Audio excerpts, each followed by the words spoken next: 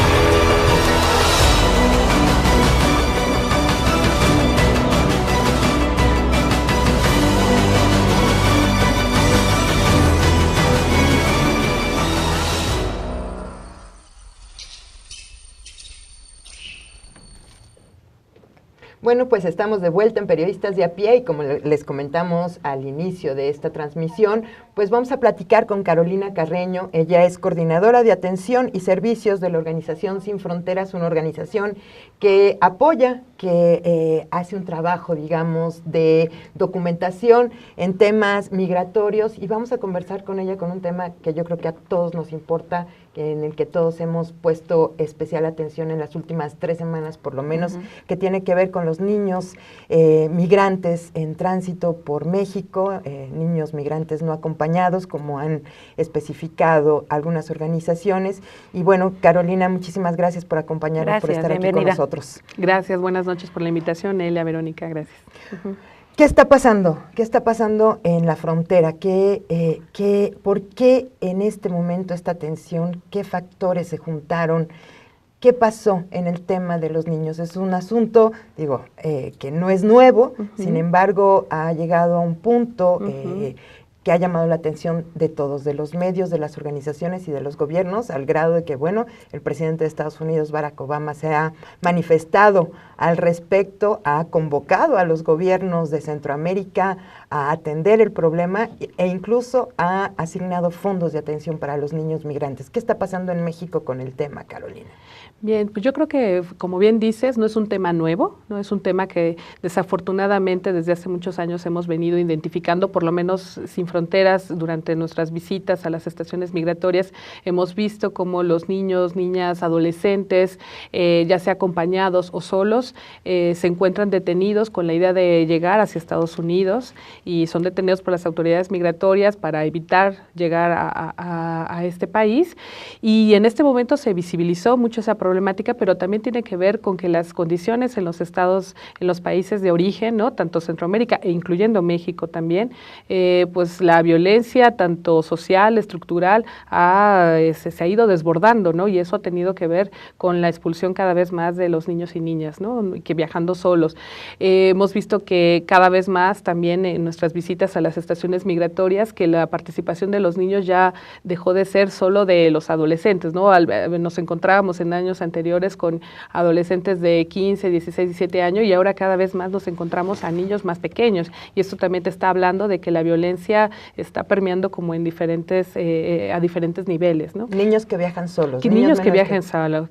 Las cifras hablan de que se duplicó la cantidad, bueno, según lo que se ha estado difundiendo, se duplicó esta cantidad de niños y de adolescentes en el último año.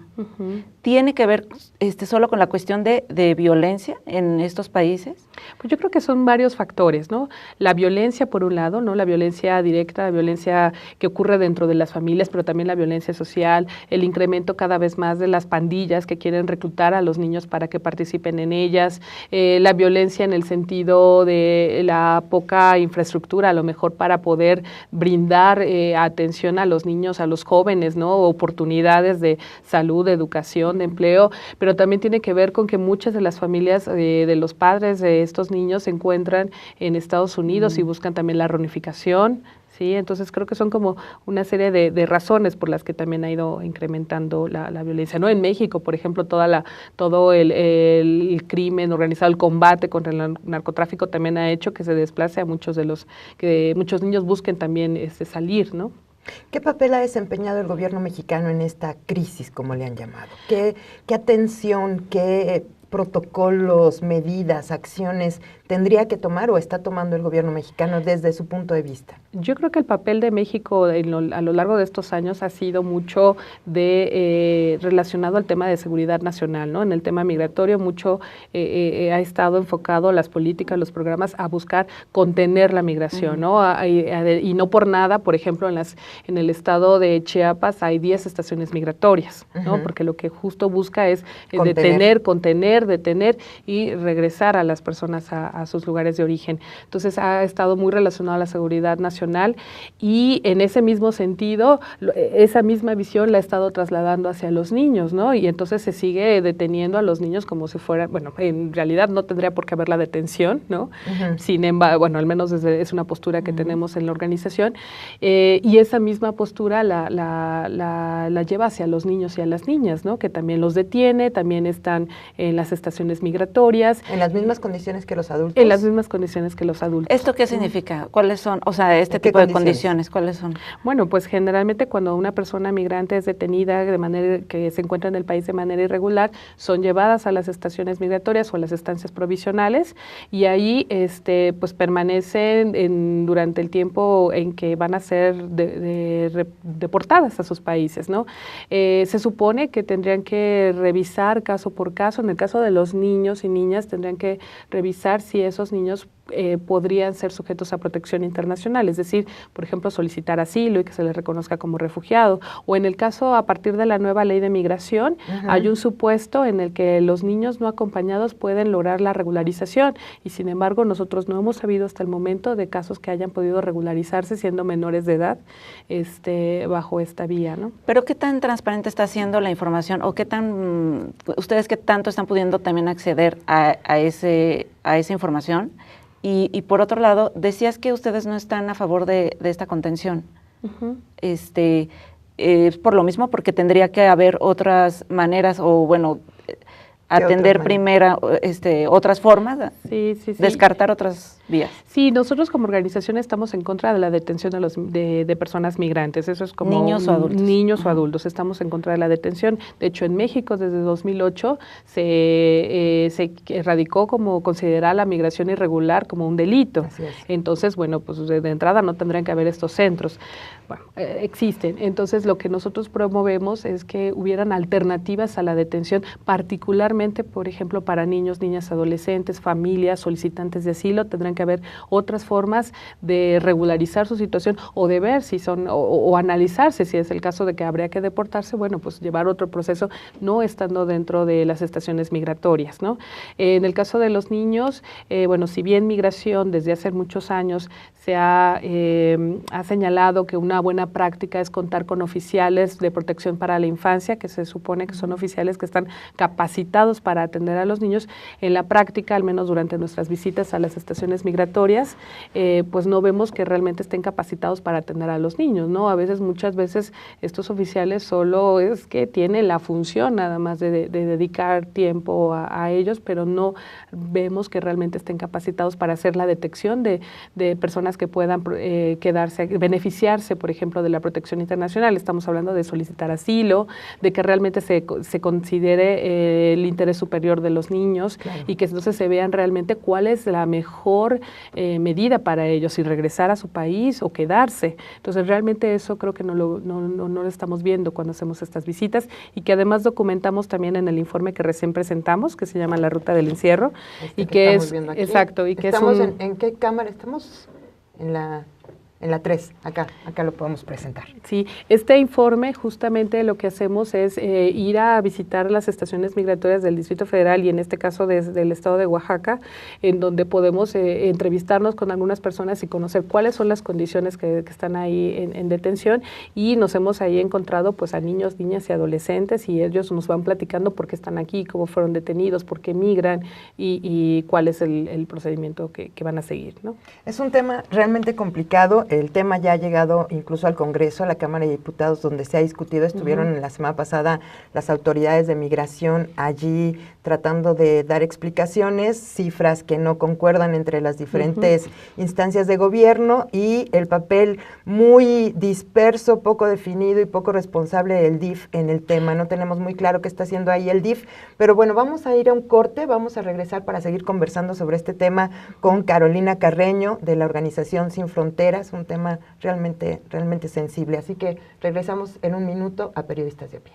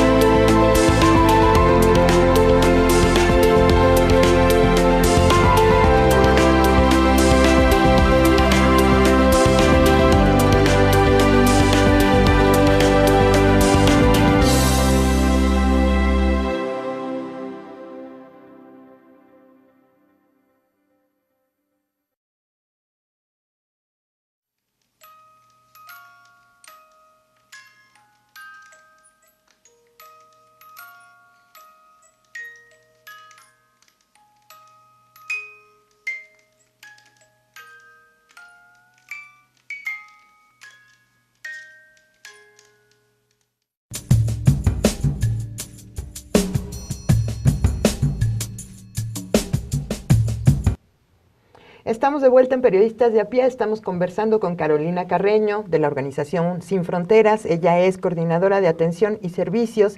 Y bueno, estamos conversando sobre el tema de los niños migrantes, de los niños que han llamado la atención en las últimas semanas en los medios de comunicación y de las distintas organizaciones.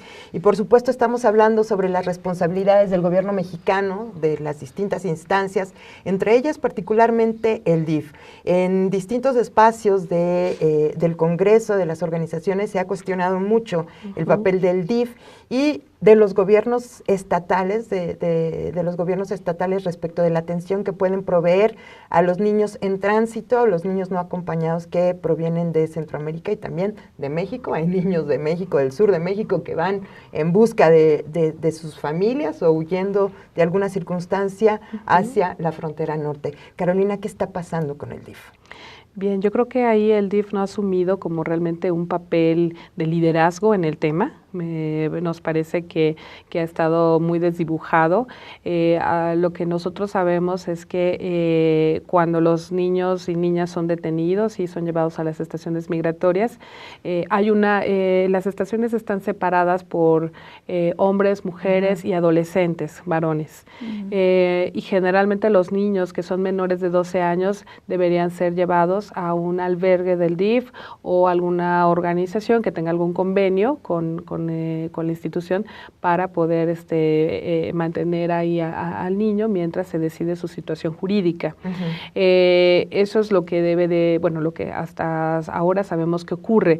Sin embargo, sí hemos revisado que algunos casos no lo cumple, no cumple con esta responsabilidad o de poder decir qué está pasando, ser también un ojo crítico a lo que está ocurriendo en las estaciones migratorias. Entonces, muchas veces hemos escuchado al DIF diciendo que no tiene la capacidad para poder dar cabida como a todos los niños y niñas que están aquí. Nos ha ocurrido también en la organización que hemos intentado llevar el caso de 2 menores no acompañados en su trámite de regularización migratoria, como hay un supuesto que tiene la ley, y que justo la pregunta es, bueno, pues, ¿quién asume la tutela de este menor? Y ahí es donde ya se pierde y se desdibuja, porque no es migración y tampoco el DIF ha querido como comprometerse en estos casos cuando la ley misma de migración lo establece. ¿Son niños centroamericanos? Sí. Bueno, la experiencia que hemos tenido con la organización el año pasado, intentamos hacer el acompañamiento con 2 casos y no tuvimos mucho éxito porque no hubo respuesta. ¿Cuál era el propósito de Sin Fronteras? ¿Querían que estos niños se quedaran en México? Los niños, bueno, sí, eran unos jóvenes, unos adolescentes de 17 años, y ellos tenían la intención de quedarse aquí en México, ¿no? No querían llegar hasta Estados Unidos, ya habían pasado por varias dificultades durante todo su trayecto de la frontera hacia México, entonces querían quedarse aquí y pues obviamente una forma pues era también regularizar su estancia, ¿no? Y no tuvimos éxito para ello. ¿Y qué es lo que procede en este caso? ¿Hay alguna instancia superior o algún organismo, algún convenio internacional o que proceda en este momento para intervenir en esta situación? Pues yo creo que tendríamos que justo empezar ya a llamar la atención pues de los tribunales, de poder hacer más evidente lo que está ocurriendo. En el caso de los niños, pues insisto, se tendría que ver cuál es el interés superior del menor y pues sí, el DIF, tengo entendido que también UNICEF ya está diseñando como algunas políticas y algunos programas, me parece que tuvieron una reunión creo que la semana pasada. Así también. Entonces, creo que sí está llamando mucho la atención y sí tendríamos que sentarnos a la mesa pues varias instancias, tanto de la sociedad civil como los organismos internacionales, como los propios gobiernos, ¿no? El tema de algunas organizaciones en algunos espacios ha sido, ¿cómo hacemos una evaluación de riesgo para no regresar a esos niños a un entorno de violencia del cual han huido? Porque en algunos casos hay amenazas, hay una situación de violencia real, de narcotráfico, etcétera. ¿Qué se puede hacer? ¿Qué mecanismos se están tratando de aplicar en estos casos? ¿O cuál es la opción que proponen las organizaciones de la sociedad civil frente al tema particularmente de los niños menores migrantes? Sí, yo creo que fortalecer la figura, bueno, finalmente Migración tiene esta figura de los oficiales de protección para la infancia, entonces yo creo que tendría que fortalecer mucho esa figura, es decir, que ¿realmente sirve? Sinceramente, ¿realmente sirven frente a esta crisis que estamos viendo? No sirve ahorita, yo creo que no sirve, pero tendría que, o sea, justamente tiene que estar personal debidamente capacitado para poder hacer un análisis de caso por caso, ¿no? De poder evaluar cuál es realmente el interés de cuál es lo mejor para este niño o niña, ¿no? Para este adolescente, entonces poder evaluar, ver si hay posibilidades de protección internacional. En este sentido también interviene la Comisión Mexicana de Ayuda a Refugiados, ¿no? Para poder evaluar si la persona puede ser, bueno, el niño o niña puede ser reconocido como refugiado. Entonces sí tendría que ser fortalecer mucho esa figura, ¿no? Y apoyarse también de otros organismos a lo mejor especializados. Hay muchas organizaciones que trabajan con niños, niñas, adolescentes, con jóvenes, y que podrían como aportar su expertise en el trabajo con niños. Entonces creo que ahí es donde tendría que fortalecerse, ¿no? Esta figura que acabas de mencionar del Instituto Nacional de Migración, me dijiste, son oficiales de protección para la infancia. ¿Cómo son reclutados? ¿Quiénes los capacitan? ¿Por qué me dices no sirven, no funcionan? ¿Qué has observado? ¿Qué han observado en Sin Nosotros Fronteras? lo que hemos observado cuando hacemos estas visitas y vemos el trabajo de los OPIs es que muchas veces estos oficiales, algunos son trabajadores sociales, ¿no? Pero también muchos eran oficiales de migración. Válgame. ¿No? Oficiales de migración que, bueno, con mucho el perfil, mucho el perfil que tenemos, entonces que fueron capacitados para trabajar con niños y niñas, pero que de entrada la primera formación son de oficiales, ¿no? Entonces, de ahí ya te puedes dar una idea. Nosotros cuando hemos trabajado con los adolescentes y vemos cómo es el trato, pues pareciera que el trato es como si fueran delincuentes, ¿no? De muchos de los niños que están ahí. Entonces, bueno, pues efectivamente ahí estamos viendo que no están completamente capacitados, ¿no? O bien, que solo los oficiales a veces se dedican más bien como para entretener a los niños mientras están ahí, cuando esto no debería de ocurrir, ¿no? Sino realmente tendría que hacerse un trabajo de mucho más contención, de mucho más apoyo, de poder identificar qué posibilidades hay, ya sea de retorno o de quedarse aquí en México, o de reunirse con su familia, si fuera el caso, ¿no? De llegar a Estados Unidos, ¿no? ¿Hay algún estado en algunas estaciones particularmente donde la situación sea especialmente compleja, especialmente adversa no solo para los niños, particularmente para los niños, pero en general para los migrantes que ustedes hayan documentado? ¿Alguna zona, estado donde ustedes digan, aquí las cosas están peor de lo que están en el resto del país? Nosotros hemos tenido la oportunidad de trabajar en la estación migratoria de aquí del Distrito Federal, en Tabasco, en Chiapas y recientemente en el estado de Oaxaca, ¿no? Y nos hemos encontrado, los contextos son muy distintos, ¿no? No tenemos mucho trabajo en el norte, que yo creo que sería también una zona bastante complicada. Me parecería que justo los lugares en donde no hay presencia de organizaciones civiles o de organismos de derechos humanos que puedan realmente ver qué es lo que está ocurriendo mientras están en detención, yo creo que esos serían los puntos críticos, ¿no? Bien o mal, donde estamos organizaciones, digo, no solo nosotros como Sin Fronteras, hay otras organizaciones que trabajan en el tema migratorio y que se acercan a las estaciones migratorias, pues bueno, hay de alguna manera cierto vigilancia, ¿no? Yo creo que lo crítico sería justo donde no la hay, ¿no? Allí donde falta la vigilancia. Y los países de origen, digo, hay una responsabilidad también directa, ¿no?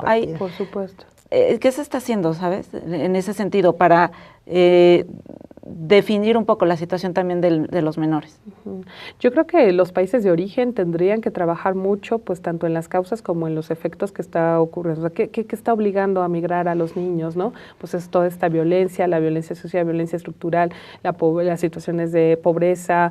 Creo que eso es lo que tendrían que trabajar mucho los gobiernos, pero también tendrían que trabajar en este momento realmente en las condiciones de recepción. Desconozco mucho cómo lo están haciendo, pero tendrán que trabajar mucho. Bueno, ahora ya regresaron los niños, ¿qué vamos a hacer? ¿No? Claro, o sea, que también tiene que ver con crear a lo mejor programas de reinserción a la comunidad, a las familias, o si esto es posible, protección, si es o no, ¿no? Entonces, creo que eso es lo que tendrá que trabajar también los gobiernos, ¿no? Y comprometerse, asumir también la responsabilidad que tienen como países expulsores, incluyéndonos México, ¿no? Claro. En el caso de México, como una responsabilidad como expulsor, pero también como un país de tránsito, y un país también de recepción, porque hay muchos niños mexicanos que están siendo retornados al país y también tendría que crear programas también de reinserción, ¿no?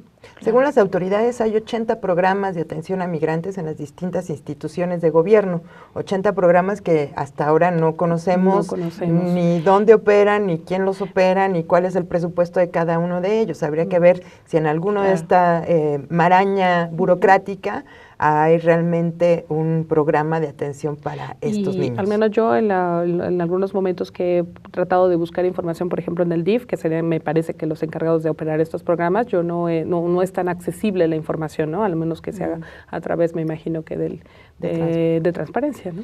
¿Qué prevés tú, Carolina? ¿Qué de la declaración de los políticos, de las autoridades, de preocupación frente al tema de los niños migrantes no acompañados, a los hechos hay una distancia, por lo menos en este tema, muy evidente? Todo el mundo se preocupa, pero no vemos como acciones muy concretas, ni de recursos, ni de personal, como tú lo has mencionado en el tema de las OPIs o del DIF, ni de realmente una coordinación entre países, entre gobiernos para atender el asunto. ¿Cómo cerrarías? ¿Cómo concluirías en este tema de atención a los niños migrantes?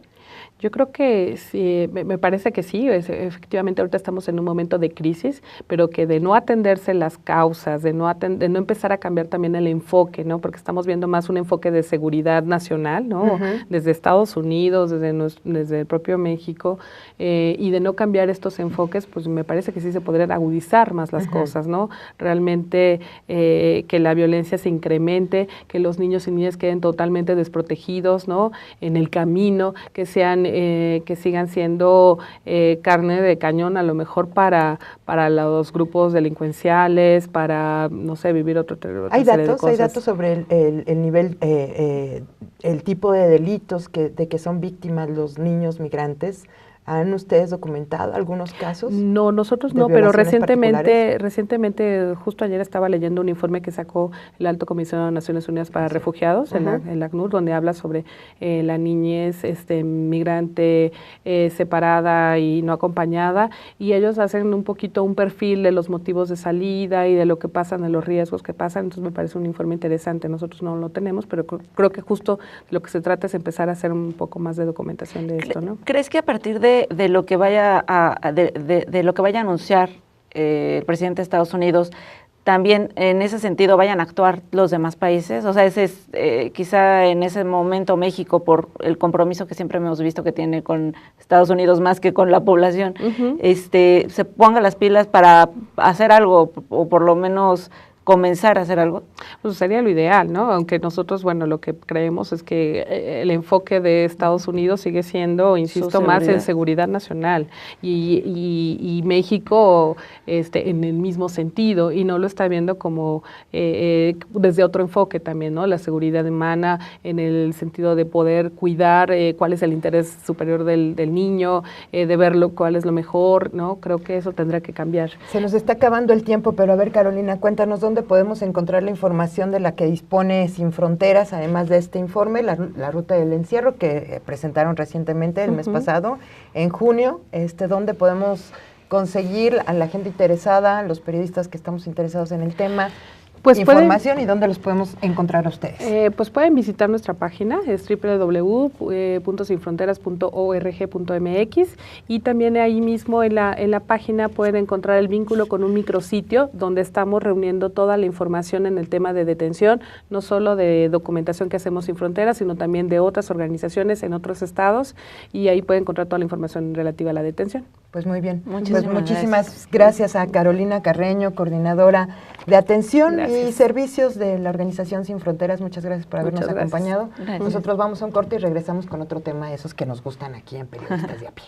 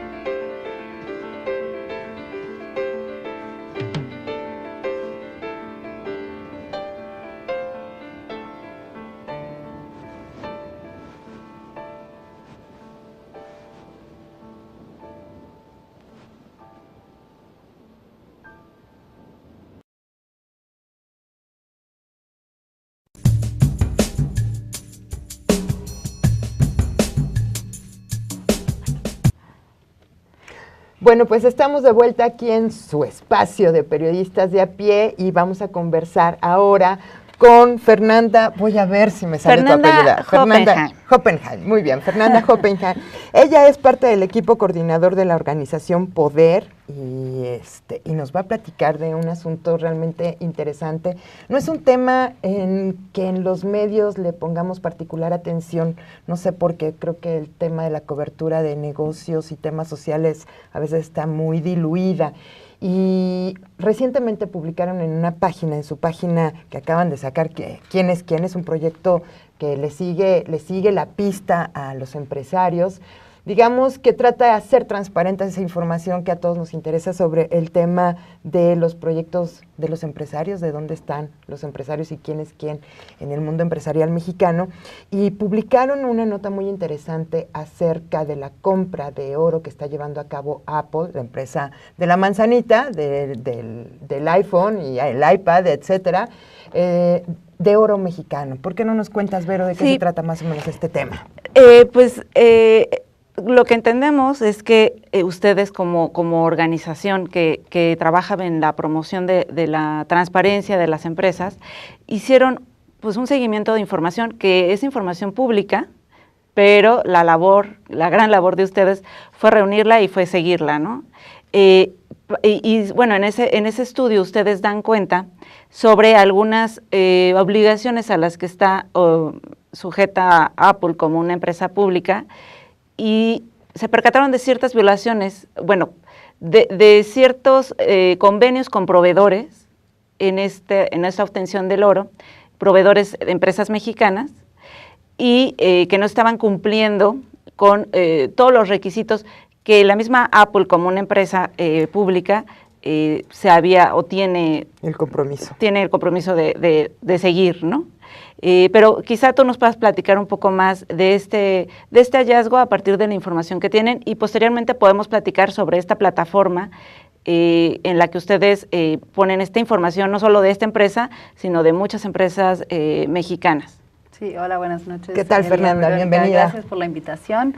Pues sí, en efecto, Poder, la organización que hoy vengo representando, trabaja para mejorar la transparencia y la rendición de cuentas de las empresas, pues en América Latina. Un tema nada fácil, ¿eh? Un tema nada fácil, lo hacemos pues desde una perspectiva de derechos humanos, ¿no? Y desde la sociedad civil. Y como bien comentaron, lanzamos esta plataforma de transparencia el mes pasado, donde recopilamos una gran cantidad de información y donde publicamos varios estudios o noticias relevantes, ya sea de empresas mexicanas o empresarios mexicanos, o en este caso de una empresa de Estados Unidos que tiene en su cadena de suministro a 2 mineras mexicanas. Pues el mes pasado, el 29 de mayo, Apple presentó a la SEC, que es como si fuera la Comisión Nacional Bancaria y Valores de Estados Unidos, Security and Exchange Commission, se llama reporte especializado sobre de dónde obtiene sus minerales para sus productos. Todos estos aparatitos que nosotros tenemos, requieren iPhone, etcétera, minerales. requieren oro y requieren cobre y otros minerales. Entonces, pues en esa lista de proveedores hallamos que hay 2 mineras mexicanas que proveen de oro a Apple, que son la mina La Caridad, propiedad de Grupo México en Sonora, y un complejo metalúrgico llamado Metmex Peñoles en Torreón, Coahuila, que pues es parte de Industrias Peñoles, una importante empresa minera mexicana, subsidiaria del Grupo Val, grupo empresarial tan importante. Entonces nos pusimos un poco a indagar, porque pues el reporte nada más presenta una lista de proveedores y afirma, como parte de las políticas de Apple, que Apple se compromete a hacer una procuración ética de sus minerales para sus productos y también de garantizar condiciones justas y seguras en su cadena de suministro, de trabajo en su cadena de suministro. Y ahí viene el tema. Y ahí es exactamente el punto. Un poco estudiando y repasando el récord que tienen estas 2 empresas en términos laborales, en términos ambientales, en términos pues, de seguridad, de higiene, digamos, medidas de seguridad y higiene en sus complejos y en sus minas, pues podemos decir que por lo menos es polémico, ¿no? Y ha sido cuestionado justo en estas y documentado, ¿no? Y muy documentado, y de hecho ambas empresas en distintas instancias han recibido sanciones administrativas, multas y han, digamos, sido observadas por los reguladores, Pues ¿no? tenemos de el caso gobierno. del Grupo México y la mina, que todos recordamos, el accidente de la bueno, mina de Pasta de digamos, ese Conchos, es el accidente más grave en la visible historia de la minería minería en México, donde en 2006, en la explosión de Pasta de Conchos, fallecieron 65 trabajadores, donde aún no se han rescatado Y nada los más que un cuerpos cuerpo, y que ahorita de hecho está en la Corte Interamericana de Derechos Humanos, donde los familiares están promoviendo el caso para, bueno, tener como acceso a la verdad de qué ocurrió, a una investigación realmente profunda e independiente, y también acceso a los cuerpos. Así es. Entonces, bueno, ese es el récord más conocido, pero digamos, Grupo México tiene una serie de conflictos laborales no resueltos hasta ahorita. Minas con huelgas de años, ¿no? Desde el 2006 están una mina en Tasco, Guerrero, y en Sombrerete, Zacatecas. Así es, la de Sombrerete. Aún en huelga. Incluso en la propia mina La Caridad, que es esta proveedora de Apple, tuvieron un conflicto en 2006 laboral, y la manera de reanudar las operaciones fue violando todo derecho laboral y rompiendo el contrato colectivo con los trabajadores de la mina, recontratar, ¿no? Para poder reanudar sus operaciones con una planta nueva de trabajadores, ¿no? Entonces, pues sí, es bastante cuestionable cómo han sido sus prácticas en términos laborales, en términos medioambientales. También ahorita están con un proyecto de una mina que se llama El Arco, en Baja California, que amenaza la sustentabilidad del Valle de los Cirios, se llama, que es una zona protegida. Y de hecho, en abril de este año el Senado aprobó demandarle a la Conagua y a Semarnat una revisión de los permisos y que el de impacto ambiental particularmente. Exacto, la MIA, que es la manifestación de impacto ambiental, que es obligado a todos los proyectos de desarrollo, específicamente extractivos, pero también otros, y bueno, y eso está en proceso, ¿no? Es decir, sí los reguladores quizás desearíamos que fueran más, ¿no? Con sanciones un poco más firmes y con demandas un poco más fuertes con estas empresas, pero ya de hecho hay un récord, hay un registro de estas violaciones y de estos problemas, ¿no? Y además, bueno, en febrero de este año también en San Luis Potosí, en la mina Las Charcas, murieron 5 trabajadores, también de Grupo México, y la Secretaría del Trabajo sancionó con un poco más de 13 millones de pesos a Grupo México por no contar con las medidas de seguridad y higiene adecuadas. Y ya por lo menos todo este escenario que nos planteas ya pone en duda estos principios éticos a los que se obliga en sus reglas, por llamarlas de algún modo con Apple, ¿no? Peñoles más que nada es de tipo medioambiental, tengo entendido, o sea, la contaminación que está generando en en las comunidades en las que está, ¿verdad? Sí, de hecho, específicamente de este complejo metalúrgico, le han llamado el caso de los niños de Torreón. En 96 fue el primer estudio que se hizo en afectaciones a la salud, pero se han hecho como seguimiento a esos estudios. ¿Y sigue operando? Sigue operando, ha tenido algunas sanciones administrativas muy, muy leves, pero los niños de esa zona presentan altos índices de plomo en la piel, en la sangre, y eso les da afectaciones neurológicas, afectaciones cognitivas, y pues eso está todo documentado, ¿no? Claro. De hecho, la Oficina del Alto Comisionado de Derechos Humanos de Naciones Unidas, en el año 2004, ¿sí? Si no recuerdo mal, presentó este caso de los niños de Torreón como un caso paradigmático de degradación ambiental y afectación a la salud de la comunidad por parte de una minera. Y hubo recomendaciones, hubo Sí. recomendaciones a Peñoles para, por lo menos, corregir o revertir de alguna manera acciones que estaban poniendo en riesgo. Pero, al final de cuentas, el tema es cómo estas empresas logran llegar a Apple y cómo el nombre de Apple respalda o avala estas prácticas, a Sí. final de cuentas. ¿Qué está pasando ahí, Fernanda? Pues el problema que nosotros vemos es que Apple, a todos sus proveedores de minerales y de otras materias primas, digamos que la manera en que recaba información sobre sus prácticas es a través de una encuesta voluntaria. Le presenta un cuestionario, en este caso a Grupo México, a Peñoles, y ellos lo tienen que completar con, digamos, distintas preguntas respecto a sus prácticas sociales, medioambientales, etcétera. Eso, como sabemos, puede ser un poco arbitrario, ¿no? Digo, por supuesto que la imagen está en juego de todas estas empresas y, pues, digamos que por lo menos nuestra recomendación sería que Apple se comprometiera a hacer una investigación directa, independiente, por parte de la propia empresa o a través de un tercero, ¿no? Como un monitoreo tercerizado de ¿Quieres agüita? alguna ¿Te traemos consultora. un No, poquito con de mi café. No te preocupes, Perdón. tú tranquila que aquí estamos. Aquí estamos tranquilos. Pero bueno, sí, desde nuestro punto de vista es un problema. Una compañía que tiene además, digamos, en el papel muy buenas políticas, digamos, para su cadena de suministro, en este caso por una investigación insuficiente, ¿no? Por unas prácticas de recopilación de información y de transparencia y de rendición de cuentas insuficientes. Creemos que está incurriendo por lo menos en una contradicción. Claro. Es decir, las No leyes... es que esté mintiendo. Pues, digamos, no. En un principio, no. Lo que requiere la SEC es un informe de quiénes son los proveedores y el cumplimiento de una ley que aplica a todas las empresas públicas estadounidenses que cotizan en la Bolsa de Estados Unidos, aunque no sean estadounidenses. Claro. Es una ley de 2010 que se llama Ley Dodd-Frank, que obliga a estas empresas públicas a no comprar o no proveerse de minerales de conflicto. Esto específicamente para la región africana de República Democrática del Congo y sus países limítrofes, ¿no? Entonces, esos minerales donde se perpetúan las cadenas de esclavización, donde se financian conflictos armados, ¿no? Y otro tipo de cuestiones prácticas muy, muy delicadas, está reglamentada en Estados Unidos. Esta ley no reglamenta estos otros conflictos de los que estamos hablando, pero sí creemos que si la empresa tiene un compromiso de una procuración ética de sus minerales y tiene además una declaración de que en su cadena de suministro se va a buscar que sea, digamos, trabajo seguro y justo, ahí está incurriendo en una clara contradicción desde nuestro punto de vista, ¿no? Claro.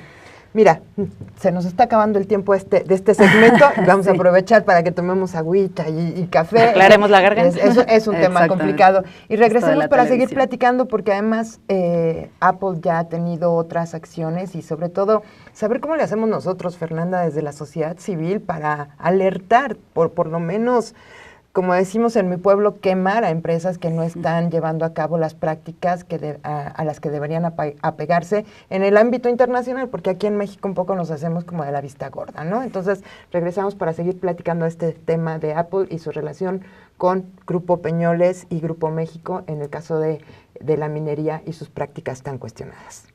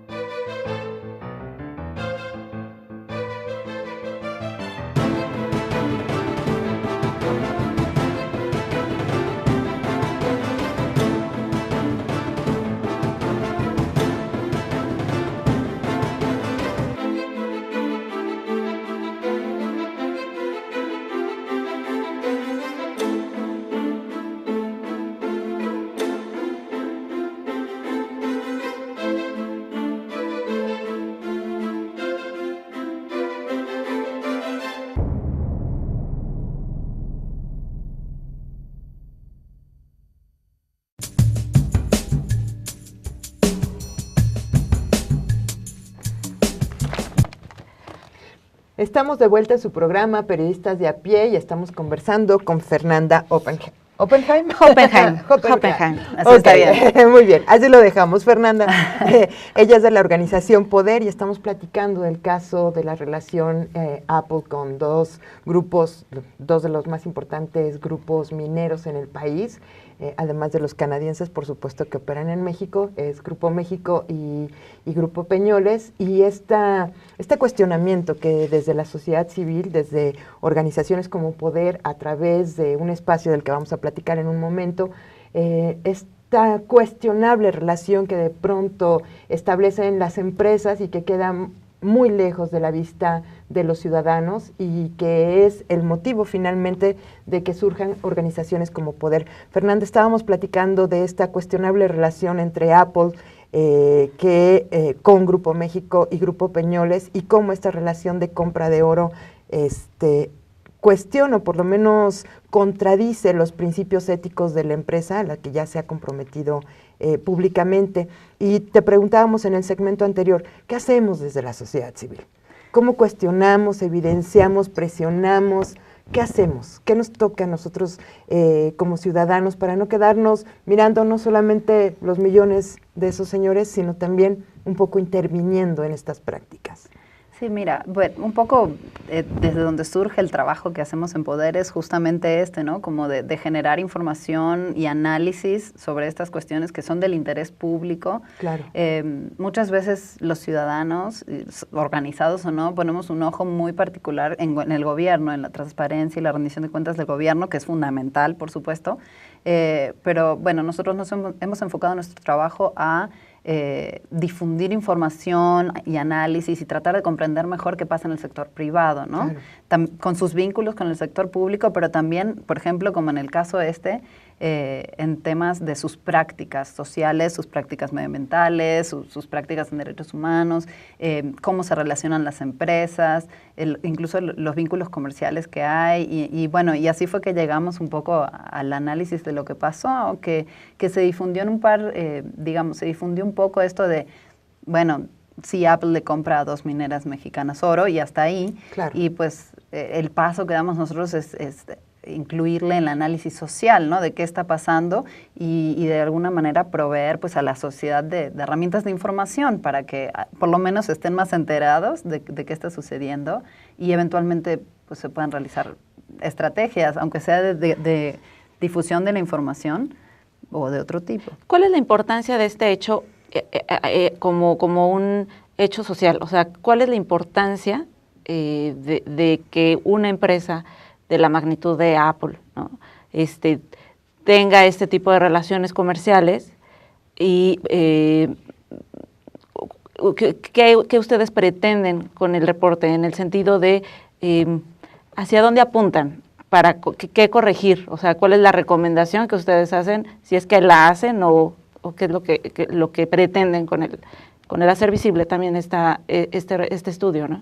Sí, en general con el trabajo que hacemos y especialmente con este estudio, lo que nosotros buscamos es, por un lado, bueno, visibilizar prácticas que no es el caso que incurrieran en alguna infracción a la ley, ¿no? Entonces, por un lado está el cumplimiento de la ley, con qué las empresas tienen que cumplir en sus prácticas, ¿no? Por otro lado, pues está todo el tema de los derechos humanos, del respeto a los derechos humanos y de pues minimizar desde el lugar de cada quien los impactos sociales y ambientales de las prácticas empresariales.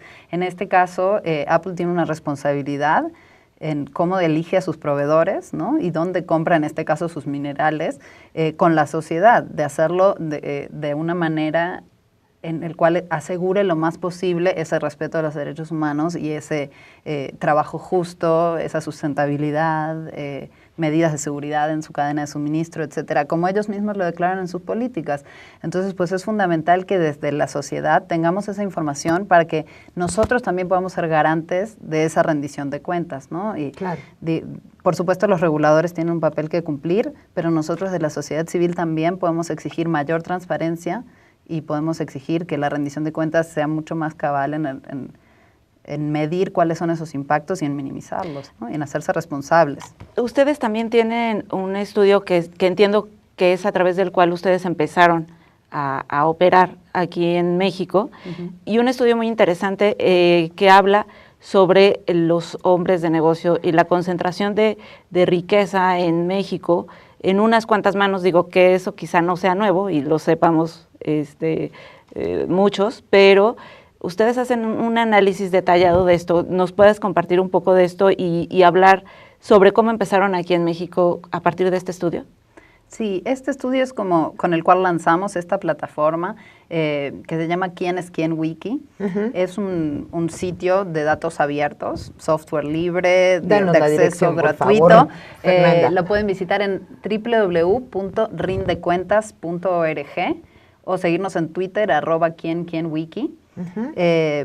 Esto lo lanzamos el pasado 13 de mayo y es un sitio donde recopilamos mucha de esta información que buscamos hacer transparente, que es del dominio público, pero que está dispersa en muchísimas fuentes, incluso en otros países, en otros idiomas, y no son de fácil acceso para la ciudadanía. Entonces nosotros nos hemos dado la tarea de recopilarla, sistematizarla y colocarla de manera ordenada y clara para los usuarios, de manera amigable, en una amplia base de datos que ahorita tiene unos 800 perfiles entre empresas que cotizan en la Bolsa Mexicana de Valores, algunas empresas paraestatales clave y empresarios o consejeros de esas empresas.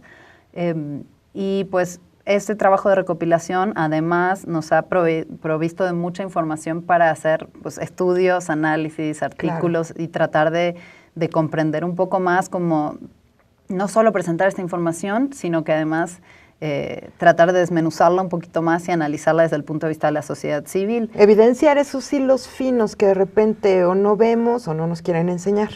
Bueno, pues sí, la idea es que nosotros queremos instar al sector privado a ser más transparente y creemos que el rol de la sociedad civil es fundamental, pero para eso necesitamos herramientas de información. Pues entonces estamos poniendo a disposición de todos esta herramienta que creemos que es de fácil uso, que además usa un software wiki que permite la participación de los ciudadanos en subir información, por supuesto en descargar la información que está disponible, si encuentran un error en editarlo y hacérnoslo saber, pues sí es nuestro trabajo también monitorear los cambios al sitio para checar la veracidad, siempre con un método muy riguroso de investigación y de verificación de la información, porque eso sí es un componente muy, muy importante, que sí somos muy sistemáticos en ello, ¿no? Para que sea un sitio realmente confiable. Y sobre el estudio en específico con el que lanzamos el sitio, pues justo de esta información, tomamos como ejemplo el Consejo Mexicano de Hombres de Negocios, por ser uno de los grupos empresariales más importantes del país, donde se concentran un número pequeño de empresarios muy importantes y muy poderosos. Y además, bueno, históricamente ha sido un grupo del cual no se conoce mucho, ¿no? Sí se escucha hablar, pero realmente no hay documentación. Como corporativo. Exacto. Entonces, lo que nosotros hicimos fue, a través de solicitudes de transparencia, a través también de recopilación de análisis académicos sobre los grupos empresariales en México, pudimos llegar a una lista tentativa de unos 46 miembros, y de ellos lo que nosotros hicimos fue cotejar quiénes son consejeros en estas empresas públicas que cotizan la Bolsa Mexicana de Valores. ¿Por qué? Porque ellas tienen que transparentar quiénes son sus consejeros, tienen que transparentar su gobierno corporativo, que se le llama. Entonces, lo que pudimos constatar es que 37 miembros del Consejo Mexicano de Negocios son consejeros de 42 de las 142 empresas que cotizan la Bolsa Mexicana de Valores. Curiosa la coincidencia del número. Pero, digamos, el capital de esas 42 empresas combinado en el 2013 equivale a un 28% del PIB mexicano.